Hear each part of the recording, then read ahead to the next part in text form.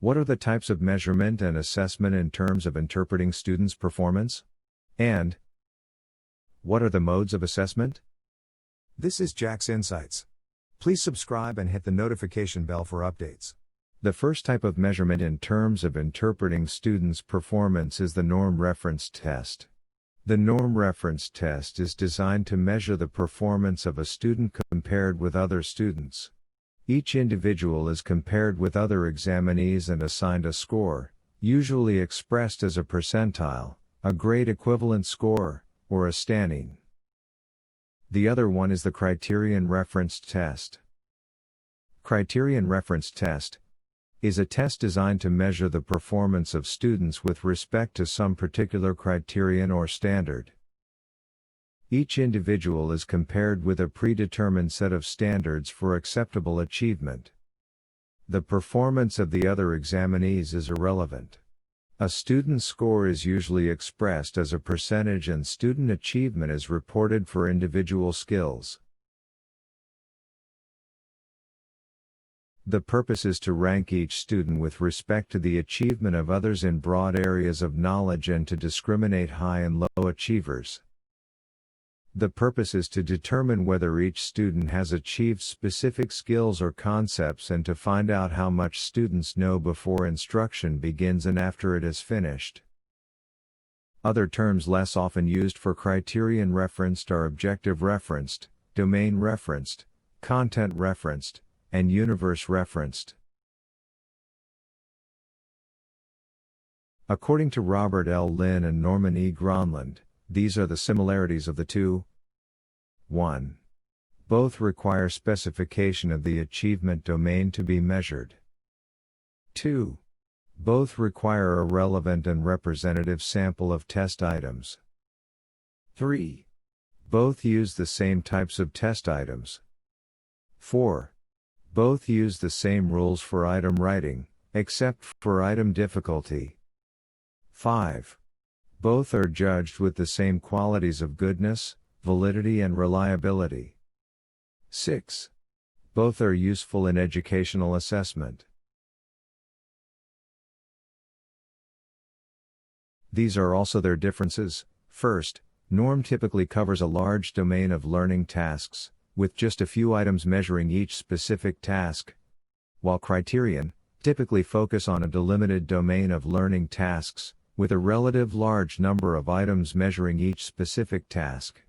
Second, norm emphasizes discrimination among individuals in terms of relative level of learning. Criterion emphasizes what individuals can and cannot perform. Third, norm favors items of large difficulty and typically omits very easy and very hard items. Criterion matches item difficulty to learning tasks, without altering item difficulty or omitting easy or hard items. And fourth, norm interpretation requires a clearly defined group. Criterion interpretation requires a clearly defined and delimited achievement domain. The four types of assessment in terms of their functional role in relation to classroom instruction. 1. Placement assessment is concerned with the entry performance of student. The purpose of placement evaluation is to determine the prerequisite skills, degree of mastery of the course objectives, and the best mode of learning. 2. Diagnostic assessment is a type of assessment given before instruction. It aims to identify the strengths and weaknesses of the students regarding the topics to be discussed. The purpose of diagnostic assessment includes: determine the level of competence of the students, identify the students who have already knowledge about the lesson, and determine the causes of learning problems to formulate a plan for remedial action. 3. Formative assessment is a type of assessment used to monitor the learning progress of the students during or after instruction.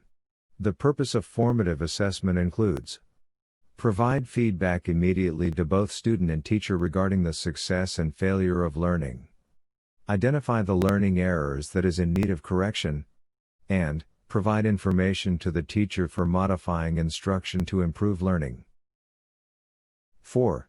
Summative assessment is a type of assessment usually given at the end of a course or unit.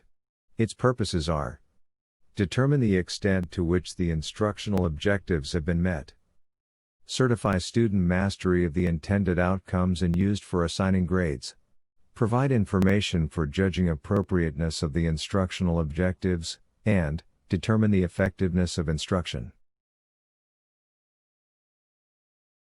Modes of assessment. 1. Traditional assessment: an assessment in which students typically select an answer or recall information to complete the assessment. Tests may be standardized or teacher-made, and these tests may be multiple choice, fill in the blanks, true or false, or matching type. 2. Indirect measures of assessment: since the test items are designed to represent competence by extracting knowledge and skills from their real-life context. 3. Items on standardized instrument tends to test only the domain of knowledge and skills to avoid ambiguity to the test takers. 4. One-time measures are used to rely on a single correct answer to each item. There is a limited potential for traditional tests to measure higher-order thinking skills. 2. Performance assessment: an assessment in which students are asked to perform real-world tasks that demonstrate meaningful application of essential knowledge and skills.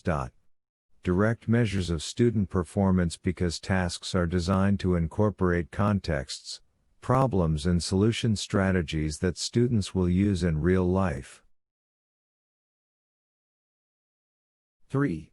Portfolio assessment: a collection of students' work specifically selected to tell a particular story about the student.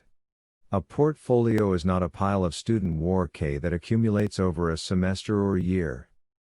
A portfolio contains a purposefully selected subset of student work. It measures the growth and development of students. That's all for this session. I hope you get something about this video. Thank you and don't forget to subscribe.